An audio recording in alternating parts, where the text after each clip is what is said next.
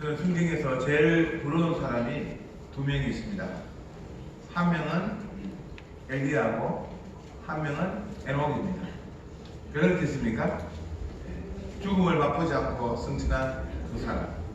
그런데 엘리야는 그 삶에 고난과 또 질고가 많았기 때문에 엘리야처럼은 좀 살기는 싫고요.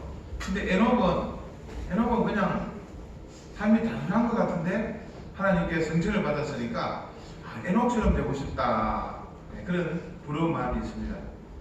근데 사실은 우리가 잘 알지 못하는 거예요.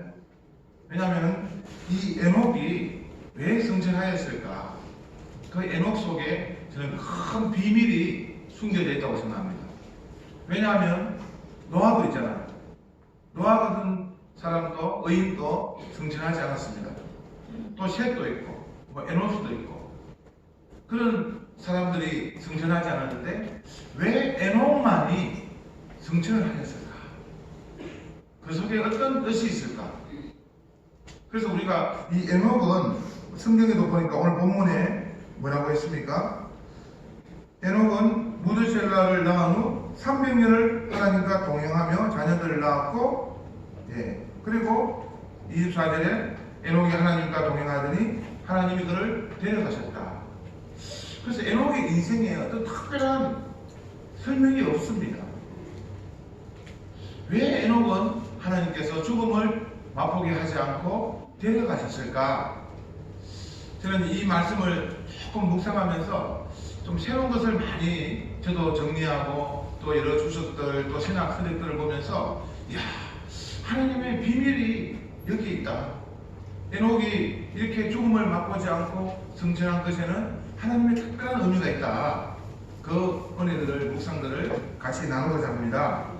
먼저 이 에녹의 이름의 뜻은 하노크입니다. 하노크. 이 하노크의 뜻은 뭔가 하면 봉헌됩니다. 바치 혹은 선생 이런 뜻이 있습니다. 그러니까 에녹은 그 인생이 하나님께 봉헌된 인생이에요. 에녹 자신이 지금 특별하기보다는 하나님께서 에녹을 통해서 받으시고 바쳐지고 또 선생, 에녹의 인생이 뭔가 선생으로서 설명되어지기를 원하는 그런 인생이 에녹입니다. 에녹 자신 한 명이 하나님께 데려담을 당했다는 그런 것보다는 에녹을 통해서 하나님께서 그 시대에 설명하고자 하는 그런 의미와 뜻이 있다는 것입니다. 특별히 우리 이 에녹의 인생이 아담하고 관계가 됩니다. 그러니까 엘리야 인생 자체가 하나님께서 보여주시는 선지자로서의 그런 것이 있었지만 이 에녹의 인생은 아담하고 관계가 됩니다. 왜 그런지 여러분 한번 이 5장의 이 족보들을 쭉 보면요, 에녹이 아담을 만났을까요? 에녹이 아담을 어떻게? 이 아담의 나이를 가만히 계산해 보면 아담의 나이 622살에 에녹이 태어납니다. 그러면 아담이 몇 살에 죽죠? 아담이 죽는 나이가 930살이잖아요. 그러면 이 에녹하고 아담하고 몇 년을 겹쳐서 살아가는가 하면 308년을 겹쳐서 살아갑니다. 그 말은 무엇입니까? 이 에녹이 아담으로부터 교육과 훈육과 양육을 받았다는 말이에요. 에녹은 이 아담으로부터 그 에덴 동산의 그 타락과 또 에덴 동산의 타락 이후에 죄로 인해서 그 죽음과 이런 말씀들을 들었을 것입니다. 사실은 이 아담이 계속 살면서 이 아담의 자손, 아담의 7대손이 에녹이거든요. 7대손. 그러니까 아담은 그 2대, 3대, 4대, 5대, 6대, 7대 계속적으로 같이 살면서 이 창조의 비밀과 그 에덴 동산의 어쨌든 그런 설명들을 대대로 아마 구전하면서 이어갔을 것입니다. 또 이 자녀들 입장에서는 툭하면 아담 할아버지 그 에덴 동산의 비밀, 그 창조의 비밀을 설명해 주십시오 하면서 그 할아버지로부터 쭉 내려오면서 타락과 또 그 구속 사이의 비밀들을 아마 들었을 겁니다. 그러면서 에녹 자신이 이 아담으로부터 이제 교육을 받고 나름대로 특별히 하나님의 창조의 비밀, 또 이 타락의 그 아픔, 또 죽음에 대한 그 슬픔, 이런 것들을 교육을 받았고, 특별히 아담이 죽는 것, 아담이 이 죽는 경험들을 에녹은 하면서 그 의미들을 생각해 봤을 겁니다. 왜냐하면 에녹이 성천하기 57년 전에 아담이 죽습니다. 지금 우리 나이로 봤을 때는 57년이라는 기간이 엄청 길잖아요. 근데 당시에 900살 살고 이럴 때는 57년이라는 것은 곧 아담이 죽자마자 에녹이 성천했다는 그런 연속성이 있습니다. 왜 하필 하나님은 아담이 죽고 난 다음에 에녹을 성천시켰을까요? 아담의 죽음하고 에녹의 성천하고 어떤 연관성이 상관관계가 있을까요? 있다는 것입니다.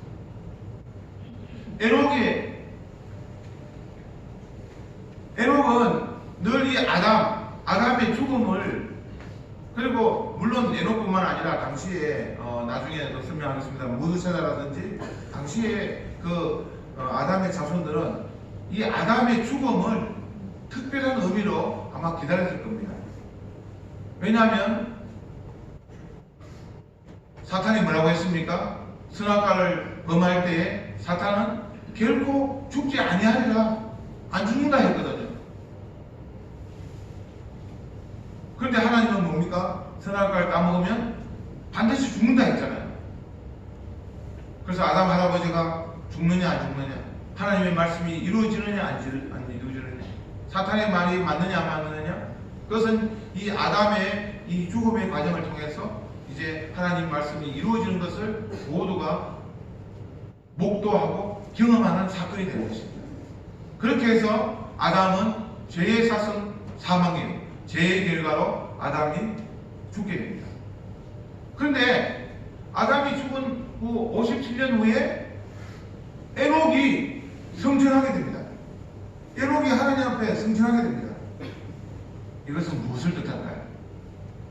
자, 아담은 죄로 인해서 죽지만, 그러나 하나님께서 이 에녹을 통해서 죽지 않는 인생이 있다는 것을 설명하고자 합니다.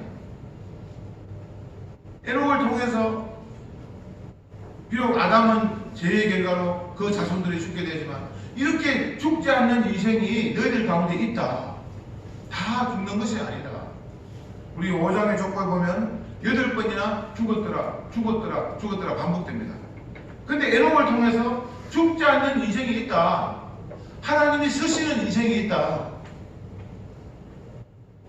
최종적인 예표는 물론 예수 그리스도입니다. 예수 그리스도는 영원히 죽지 않는 것을 우리에게 보여주었습니다.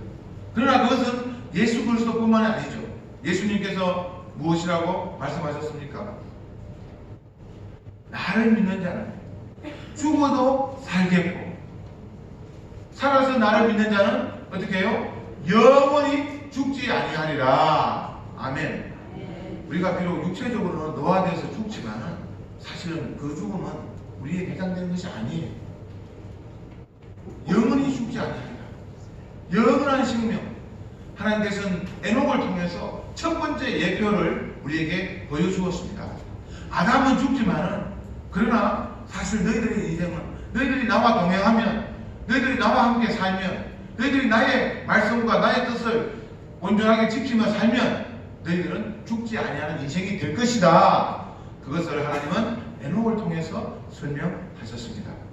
그래서 에녹은 선생이 되는 것입니다. 그 당시 인생들에게 선생의 교훈을 준 것입니다. 그리고 에녹은 하나님께 바쳐진 인생으로 우리에게 큰 어떤 예표적인 삶을 보여주었습니다.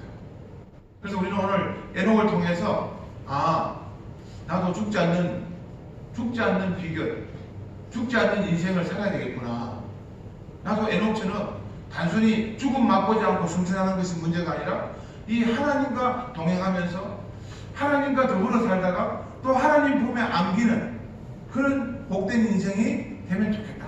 그런 복된 인생이 되시기를 주 이름으로 축원합니다. 아멘. 그게 이제 에녹의 비밀 속에 하나 있고요.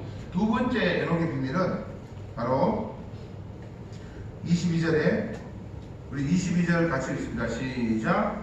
무두셀라를 낳은 후 300년을 하나님과 동행하며 자녀들을 낳았으며. 예. 이 에녹이 그 승천할 때 왜 에녹이냐? 오늘 본문에 보니까 무두셀라를 낳은 후 300년을 하나님과 동행하였으며, 무두셀라의 출생하고 이 에녹의 승천하고 연관성이 있다는 것입니다. 무두셀라는 너무나 중요합니다. 왜 중요한가 하면 이 무두셀라의 뜻, 무두셀라의 그 본래 뜻은 창 던지는 자 이런 뜻이 있습니다. 창 던지는 자. 창 던지는 자. 이 창 던지는 자는 당시 부족 사회에서는요, 창 던지는 자가 제일 중요해요. 부족 간에 전쟁이 일어나면 이 얼마나 창 던지는 자가 창을 잘 던지냐에 따라서 부족의 흥망성쇠가 달려 있습니다. 그런데 창 던지는 자가 만약에 전사하면, 죽으면 그 부족은 패배하는 것입니다.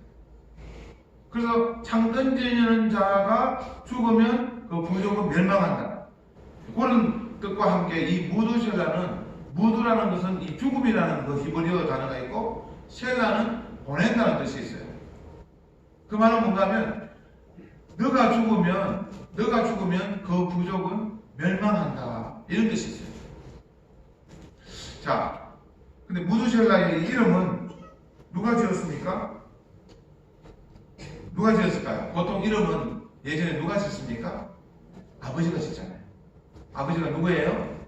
에녹이. 에녹이 그 아들의 이름을 짓는데 그 아들의 이름을 뭐라? 죽음, 심판. 죽음, 심판. 아니, 아들의 이름을 그렇게 짓는 아버지가 됐습니까? 그 아들을 이제 앞으로 이제 부르게 되는데, 야, 죽음아, 죽음아, 심판아, 심판아. 그런 부모가 없죠. 그것은 에녹이 자의적으로 그 아들의 이름을 지었다기보다는 아마 하나님으로부터 어떤 신탁을, 하나님의 계시를 받았을 것입니다. 에녹은 아들이 태어나자마자 하나님께 물었을 것입니다. 하나님, 아들의 이름을 어떻게 지을까요? 이 아들에게 어떤 뜻이 있습니까? 그때에 아마 하나님으로부터 이 그 무두셀라는 이름이 나왔을 겁니다. 왜냐하면 이 무두셀라는 이름 자체가 긴 이름이고 또 그 뜻 자체가 아주 특별한 뜻이 있기 때문에 그렇습니다.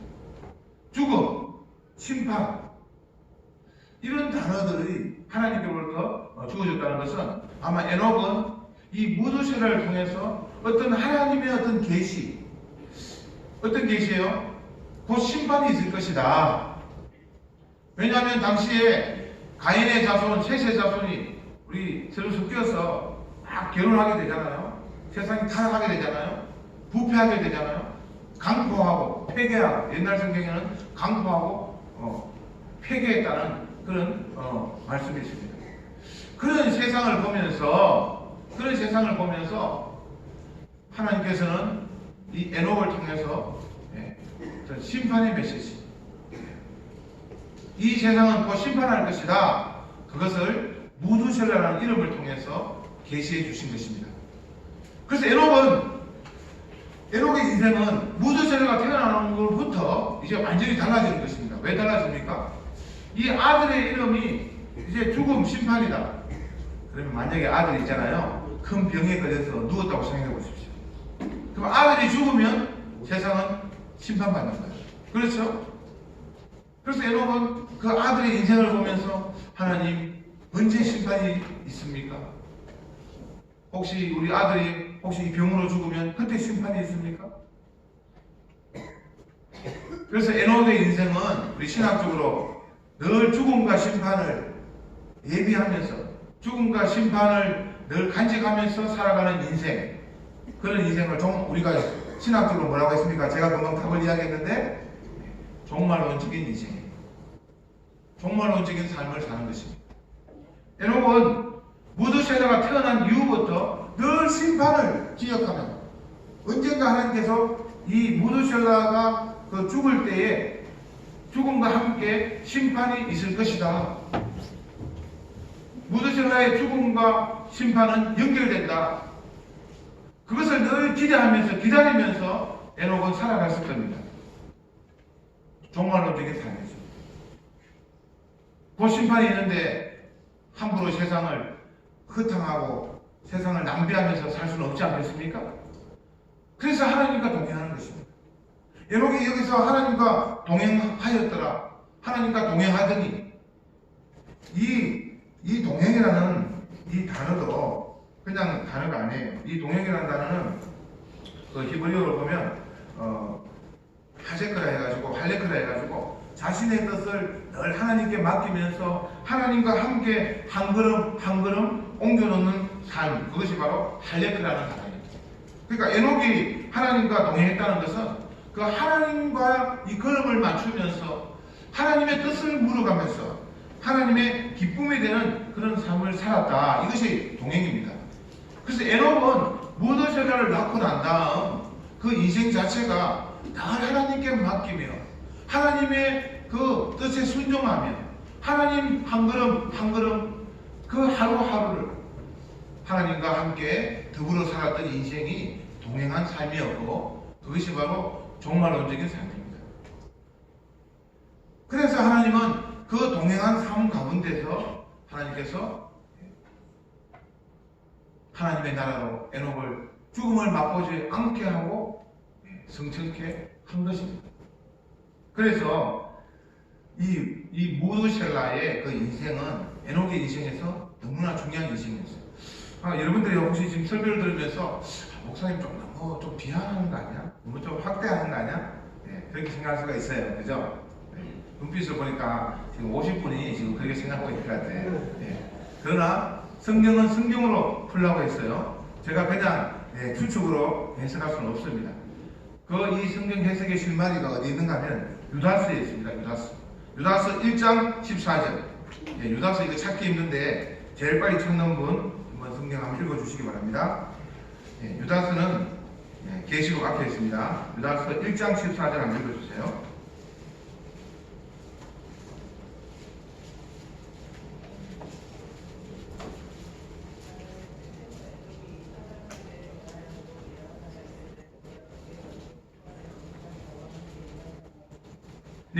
아담의 7대손 에녹이 이 사람들에 대하여도 예언하여야 돼요. 이 에녹이 아담의 7대손 에녹이 사람들에 대해서 예언한 그 예언자의 이 삶을 설명했고 그 예언의 내용은 15절 상반에 보면 이는 뭇사람을 심판하사. 그러니까 이 에녹은요 이 무드셀라의 그 의미를 알고 난 다음부터는 곧 심판이 있잖아요. 그래서 에녹은 사람들에게 항상 그 예언자의 사명, 선지자의 사명을 감당했어요. 에녹 자신이 하나님과 동행한 것도 있지만 그 사람들에게 곧 심판이 있을 것이다. 당신들 이래 살아서는 안 됩니다. 강파하고 폐괴하고 가인의 자손이 셋의 자손과 하나님의 아들들이 사람의 딸들과 막 섞여서 막 살아가고 심지어는요 여러분 노아의 형제들도 방주에 못 탔습니다. 노아의 누나나 여동생도 있었을 거 아니에요? 노아의 형제들도 방주에 못할 정도로 그들은 타락하고 부패한 삶을 살았습니다. 그래서 에녹은 그 사람들을 향해서 곧 심판이 있습니다. 무드셀라, 죽음, 심판아, 무드셀라의 이름을 오히려 크게 부르면서 곧 심판이 있습니다. 여러분들 속에 죽음이 놓여 있습니다. 하나님께로 돌아오십시오.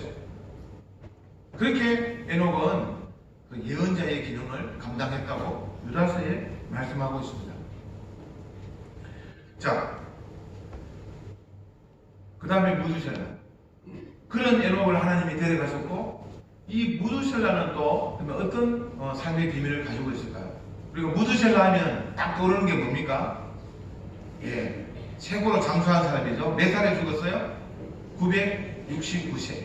예, 우리 성경의 인물 중에서 최고로 오래 사는 사람입니다. 그래서 보면요, 이 무두셀라 금색에 보면 가장 오래 살았는 그 식물들, 그 식물 이름이 무두셀라 식물이고 가장 오래된 별 이름이 무두셀라 별이에요. 네. 뭐 가장 오래된 거 전부 무두셀라 다 보시면 돼요. 네, 무두셀라 소설도 있고, 네. 그리고 또 재밌는 거는 무두셀라 정욱은 있어요. 정욱은. 여러분 참 우리 노래 중에서 그 가장 긴 이름 알죠? 가장 긴 이름 뭐 김수환 거북이 두루미 삼천각구 동방사 지치가포 사리사리 센터 예 오리오리 세월강 뭐 거기에 무드셀라 이름이 있어요. 왜 그런 우리 어떻게 보면 동화인데 그 동화 속에 그 무드셀라 이름이 있어요. 무드셀라 구름이 허리케인의 담벼락에 서생은 선생의 고향 고향에 하면 바둑이 돌돌이 이 64자 이름 64자 이름이 있어요. 여러분 아시죠, 그죠? 그 동화에 그런 이름이 있고 그 이름 속에 중간에 무드셀라가 있어요. 그러니까 우리 사람의 이 의식 속에는 장수하면 무드셀라예요. 그런데 무드셀라 정목은 이 심리학자들이 쓰는 그 용어 중에 무드셀라 정목은 있는데 거기에서 무드셀라는 어떤 의미가 있는가 하면 969살 살았으니까 얼마나 지겨웠을까. 그죠? 네, 그 천년을 살았잖아요. 고려시대, 조선시대 살은 거예요. 얼마나 지겨웠을까. 그래서 이 무두셀라 정목은 뭔가 하면 그 긴 인생 가운데서 좋은 것만 추구하는 거. 그래서 여러분들이 살 때에 옛날에 과거를 회상할 때 늘 좋은 것만 생각하십시오. 심리학자들이 그렇게 말하는 거예요. 좋은 것만 생각하십시오. 그걸 뭐라고요? 무드셀라 정목이에요. 근데 저는 그 심리학이 틀렸다고 봅니다. 왜 틀렸느냐? 무드셀라가 그 무드셀라 인생이 아마 지겨웠거나 아니면 지루한 그런 인생이 아닙니다. 제가 오늘 지금 에녹이 하나님 앞에 동행하고 성천하고 그런 것 또 이 무드셀라의 인생 여러분 우리가 좀 유의 있게 봐야 되는데 이 무드셀라가 언제 죽었을까요? 무드셀라 187세에 라멕이 출생했고 라멕이 182세에 노아가 출생했어요. 그러면 이 라멕과 노아의 출생을 합치면 몇 살이에요? 369이 돼요. 369. 무드셀라 369살에 노아가 출생했어요. 노아 몇 살 때에 홍수가 일어났습니까? 노아 몇 살 때? 이거 맞추시는 분 또 신학교 또 추천해드려야 돼요. 노아가 600살에 노아가 600살 되는 해에 홍수 심판이 있었거든요. 그러면 나이를 계산하면 무드셀라 몇 살 때, 무드셀라가 몇 살 되었을 때 홍수 심판이 있었습니까? 아까 369하고 600살 더하면 몇 살이에요? 969살. 무드셀라 969살에 노아 홍수 심판이 있었다는 거예요. 그 말은 뭡니까? 네. 무드셀라가 죽은 해가 노아 홍수 심판이 일어났던 해예요. 아니 목사님 뭐 우연히 그래 될 수 있잖아요. 그런데 노아의 아버지 라멕은 언제 죽는가 하면 노아 홍수 5년 전에 죽어요. 그러니까 그 아버지도 홍수 전에 이렇게 죽었는데 왜 그 할아버지는 그 장수한 할아버지는 왜 노아 홍수 심판 그때 죽었을까? 우리 지금 뭐 우리 인생이야 뭐 그냥 한 해가 그렇게 하지만은 당시 뭐 800살, 965살에 죽을 수도 있고 966살에 죽을 수 있는데 왜 하필 노아 홍수 때에 무드셀라가 죽었을까? 그것은 하나님의 의도가 있는 것이죠. 하나님의 뜻이 있는 것이죠. 그래서 어떤 신학자는 이걸 이렇게 잘못되게 해석합니다.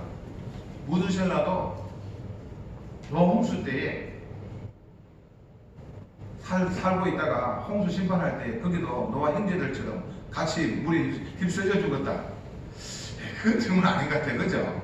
예? 하나님께서 그 장수를 시켰을 때 그냥 뭐 담벼락에 뭐 치다듯이 그렇게 그냥 살다가 그냥 혹은 우리 청년들한테 이야기했더니 막 노아 할아버지가 막 늙어가지고 막 방주정이 보이는데 막 아이고 방주 타야 되는데 아이고 할아버지 빨리 가요. 아이고 못 기다려요. 이제 문 닫아요. 가요. 할아버지 할 수 없어요. 그래서 모두셀라가 방주 못 타고 죽었다. 그건 아닌 것 같아요, 그죠? 네, 그건 아닌 것 같아요. 네. 하나님께서 이 무두셀라의 죽음을 어떻게 했겠다? 노아의 심판을 무두셀라의 죽음까지 유보했다. 그렇게 봅니다. 구속사 학자들은 그렇게 봅니다. 하나님께서 이 무두셀라가 죽기까지 하나님은 심판을 연기하시고 유보했다. 그리고 무두셀라가 죽었을 그 해에 하나님께서 노아를 통해서 홍수를 일으키셨다. 왜요?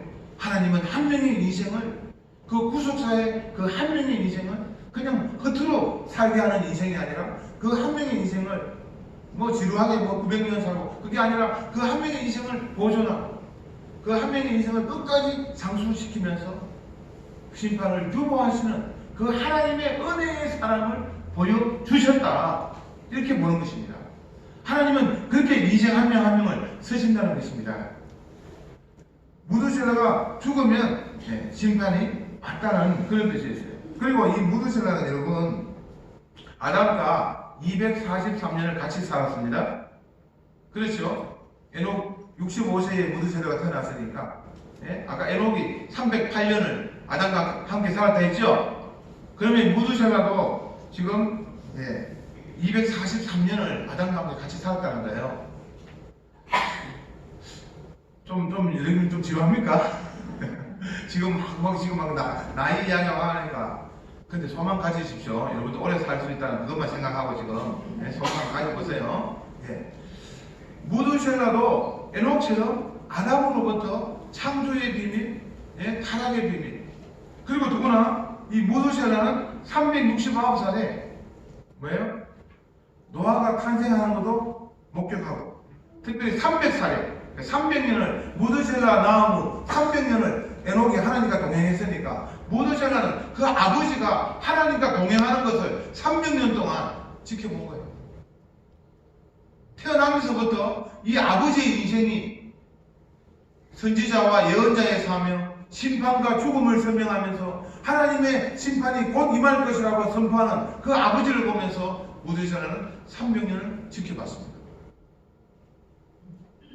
그리고 아담으로부터 구속사의 비밀을 들었고, 그리고 또 노아가 태어났습니다.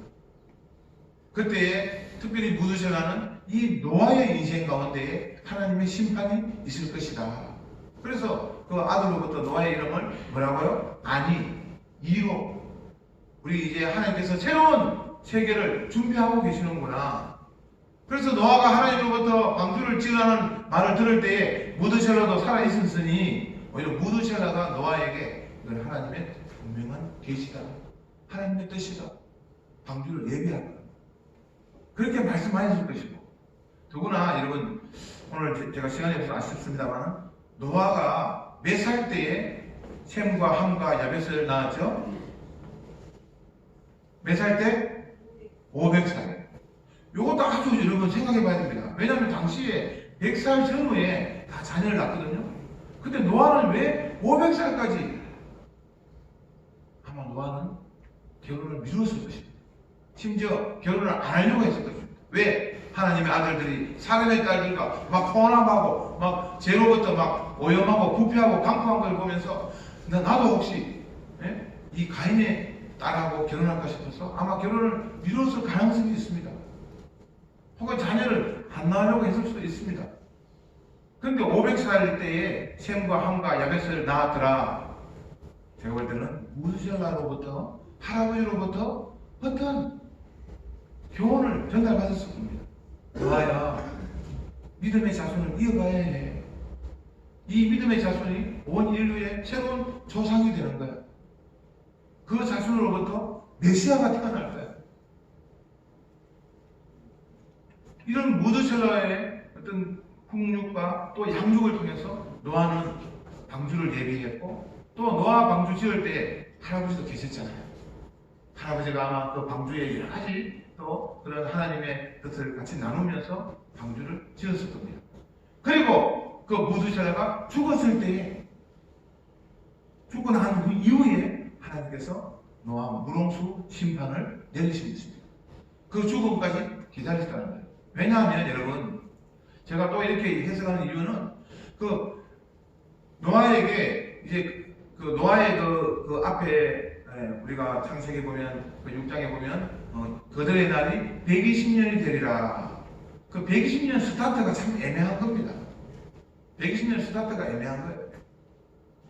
왜 언제부터 120년이냐? 그래서 심지어는 어떤 그 주일학교에는 노아가 110년 동안 방주를 지었다. 그거 아니에요. 주일학교 그거 교육시키면 안 돼요. 노아의 방주를 110년 동안 지었다 많이 들었죠. 그거 아니에요. 그런 의미가 아닙니다.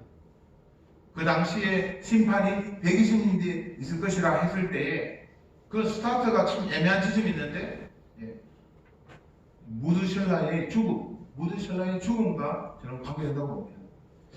자, 어쨌든 우리가 오늘 이 말씀들을 통해서 조금 이제 정리를 하고 결론을 내리고자 하는데요. 자, 하나님께서 구속사의 큰 사건을 이루는데 그러나 그것이 막 도매법으로 막 그냥 사람들 인생을 막 쓰시고 그렇게 하는 것이 아니라는 것입니다.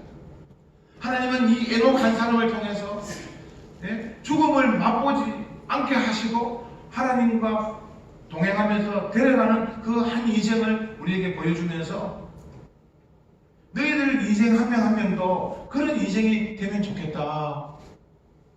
그 다음에 무드셀라를 통해서 무드셀라의 이 죽음까지 하나님께서 심판을 유보하시고 연기하시는 걸 통해서 그 무드셀라의 한 명의 인생을 하나님께서 소중하게 지금 다루시고 취급하시는 것을 보여주십니다. 그리고 노아의 가족을 통해서 물 심판을 받지 않고 8명이 그 한 가정이 구원을 얻게 되는 그런 것을 보여주면서 너희들의 가정과 너희들의 가문은 어떤 가정이 되면 좋겠느냐 우리에게 설명하시는 것입니다. 자, 여러분 2020년 벌써 시작되었습니다. 여러분들은 원래 여러분들 인생을 지금 어떻게 설계하십니까? 여러분들 인생을 어떻게 보십니까? 벌써 우리는 좌절하신 분도 있을 거예요. 원래는 이렇게 뭐 운동을 이렇게 하겠다고 하는데 벌써 또 실패해가지고 몸무게 2kg 찌신 우리 저 뒤에 앉아 계시네요. 혹은 또 그냥 뭐 별다른 거 없네. 작년이나 올해나 또 내년에도 뭐 별다른 거 없을 거예요. 저 북한 봐라. 저 북한 뭐 똑같네 뭐. 아닙니다. 우리 인생을 그렇게 살아서는 안 됩니다. 하나님께서 쓰시는 구속사의 인생은 그 인생의 그 한 해 한 해가 다 그 속에 의미가 담겨 있고 하나님이 쓰시는 뜻이 있습니다.